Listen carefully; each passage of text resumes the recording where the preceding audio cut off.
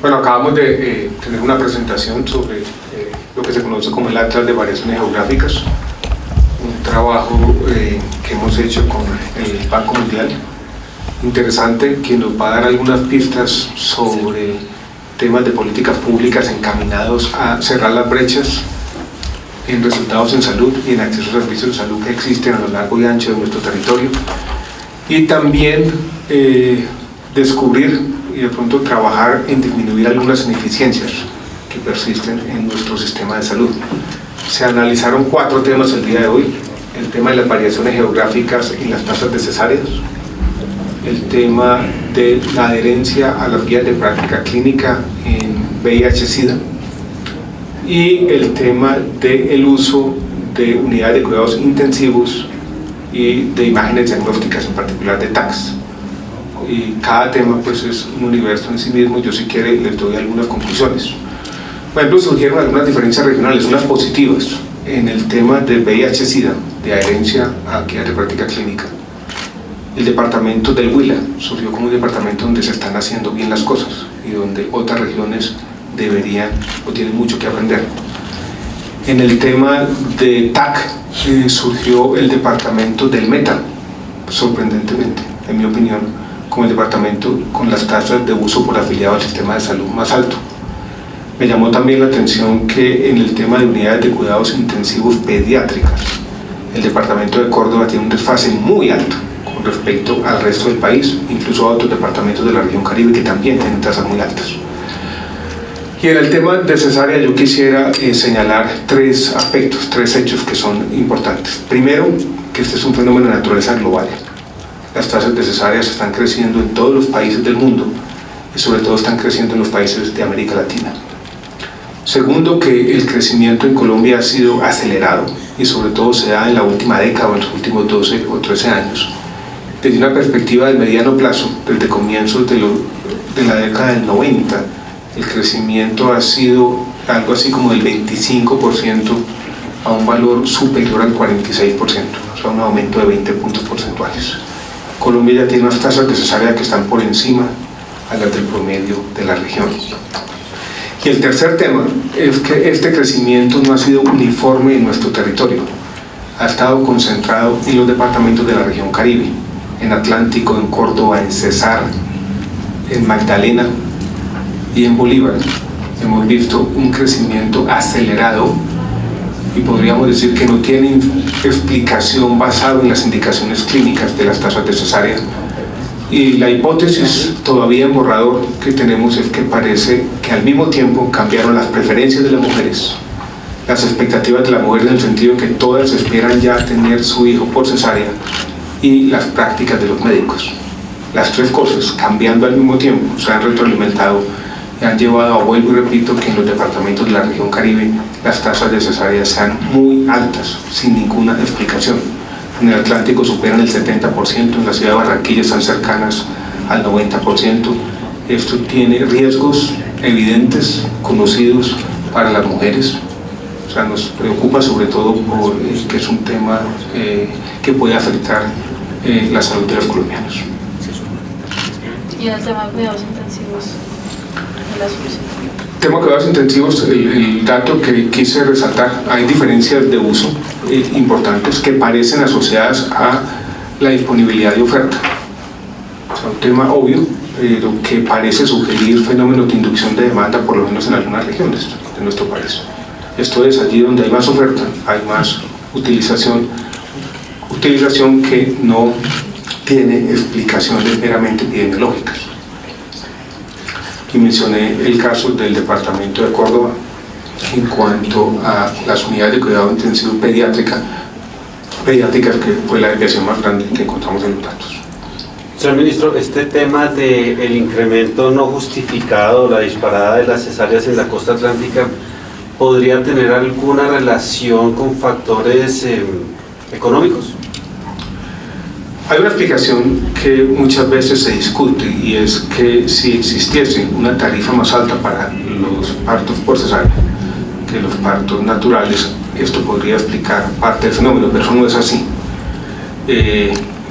Vuelvo y repito, las explicaciones parecen más de carácter sociológico, que tienen que ver con las expectativas y aspiraciones de la gente y con las mismas prácticas de los médicos, que con factores meramente pecuniarios. Pueden jugar un papel los factores económicos, yo no quiero descartarlos de plano, pero no parecen ser la explicación preponderante de este fenómeno.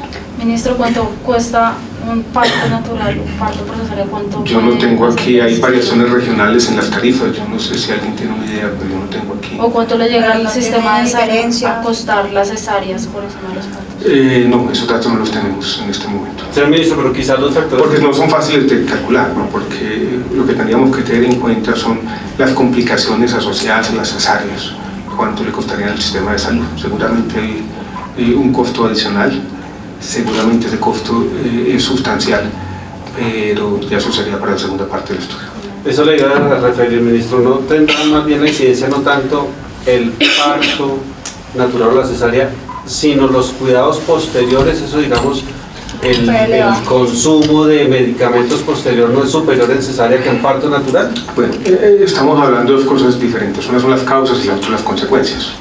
En su primera pregunta yo creí que estaba preguntando por las causas de los mayores partos por cesárea y que los factores económicos tenían algo que ver con eso. Mi respuesta fue probablemente, pero no son los factores primordiales. Hay otros fenómenos a los que ya he referido varias veces que tienen que ver con las expectativas, las aspiraciones y las prácticas de los médicos que explican más este fenómeno, que incentivos meramente pecuniarios. Consecuencias sobre el sistema de salud seguramente tienen, porque cada vez que hay complicaciones, eso repercute en las finanzas del sistema de salud. Sin embargo, una cifra no es fácil de estimar. Seguramente tendremos en una próxima versión de estos estudios algún estimativo al respecto. Señor ministro, sobre el tema del VIH, estaban diciendo que en Latinoamérica un 31% pues ha disminuido, pero que en Colombia no es el caso. Al respecto, ¿por qué sucede esto? Es difícil dar una respuesta, ¿no?, de por qué las tasas de mortalidad no han caído. Incluso yo tuve la oportunidad de discutir el viernes en la tarde, en el día del VIH-Sida, esas cifras, ¿no?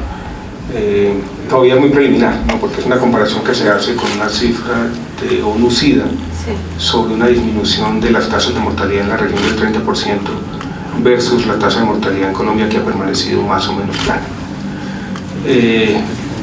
Generalmente cuando uno habla de estos fenómenos hay tres aspectos que hay que tener en cuenta. Primero, la prevención, donde seguramente tenemos que arreciar los esfuerzos. Segundo, el acceso a medicamentos, donde el país ha avanzado decididamente y es donde más hemos avanzado. Y tercero, lo que tiene que ver con la adherencia a los medicamentos, donde yo también tengo alguna preocupación. Entonces, si yo quisiera citar dos razones generales, y estoy especulando sobre un fenómeno que todavía no se conocen las causas, diría que hay temas de prevención. Estamos, por ejemplo, desde el Ministerio promoviendo estos días, pero tenemos que hacer a lo largo del año el uso del condón, los preservativos, y temas que tienen que ver con asegurar la adherencia a los tratamientos, ¿no? En estas metas de 90-90-90 que se ha planteado las autoridades de salud globales, la última tiene que ver con cargas virales indetectables en el tema de VIH-Sida. Y ahí Colombia está muy por debajo de lo que quisiéramos, que sugiere de manera indirecta que tenemos problemas de adherencia. Entonces, más condón y a usar los medicamentos para bajar las tasas de mortalidad es la hipótesis que yo tengo, pero falta escudriñar un poquito los números. No sé si... No, básicamente sí, básicamente sería eso, la adherencia a las guías de práctica clínica, y pensando que el sistema de salud colombiano cubre todo el manejo de los pacientes con VIH, uno esperaría que estuviéramos mejor. Entonces no podemos tampoco saber en qué punto de la adherencia estamos fallando, si es el paciente que falla en la adherencia al tratamiento, si es el médico que falla en la adherencia a la guía de práctica clínica. Exactamente no podríamos saber. Pero la pregunta es interesante y paradójica, ¿no?, porque en un país que tiene cobertura universal, donde el acceso a los medicamentos está asegurado, tenemos que avanzar más. El estigma, ese puede Que ser viene otro. otra vez. Sí, pero yo no creo que exista más estigma en Colombia que en otros países de la región. El estigma es un problema, pero a la hora de explicar los diferenciales en las tasas de mortalidad, sobre todo cayendo en la región y no cayendo en Colombia, yo no creo que aquí tengamos mayor estigma, sobre todo porque aquí hemos avanzado de manera decidida, y yo creo que la Corte Constitucional ha jugado un papel en temas de inclusión institucional, por ejemplo, a las poblaciones con más riesgo, que ustedes saben que son los que usan inyectables, hombres que tienen sexo con hombres, población transgénero y demás. Exclusiones, ¿no? Cambiando de tema, sí. Cambiando de tema. Cambiando de tema. Cambio de tercio. ¿Qué se ahí? Bueno, me acompaña.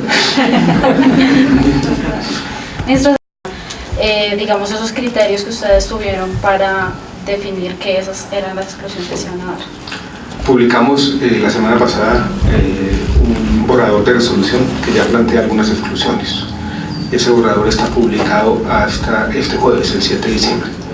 Recordemos que para la publicación de ese borrador hubo un proceso largo que tuvo en cuenta dos tipos de factores. Primero, la opinión de las sociedades científicas, que es opinión que tiene en cuenta la evidencia científica sobre estas tecnologías.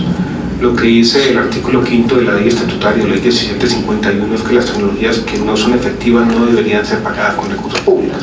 Se examinó la evidencia con las sociedades científicas y en muchos casos se encontró ciertamente que estas tecnologías no son efectivas. Pero tuvimos al mismo tiempo en cuenta las opiniones de los pacientes, porque hay valores de la sociedad que hay que también traer a este proceso. Las tecnologías que se publican cumplen dos condiciones, yo creo que esto es bueno tenerlo claro.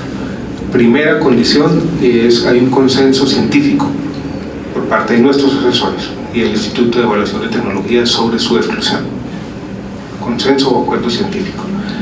Y la segunda condición es que al menos el 50% de los pacientes consultados también estuvieron de acuerdo en que deben ser excluidos.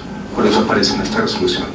Entonces tenemos consenso casi absoluto sobre la pertinencia científica de las exclusiones y opiniones mayoritarias de los pacientes sobre la pertinencia de la exclusión. Esas son las que aparecen en la resolución. Ya ustedes tendrán la oportunidad de escudriñarlas y preguntar si está de acuerdo la gente o no. Pero estamos terminando este proceso que comenzó por allá en el mes de febrero, cuando se publicó la resolución que reglamentó a su vez el proceso de la ley estatutaria.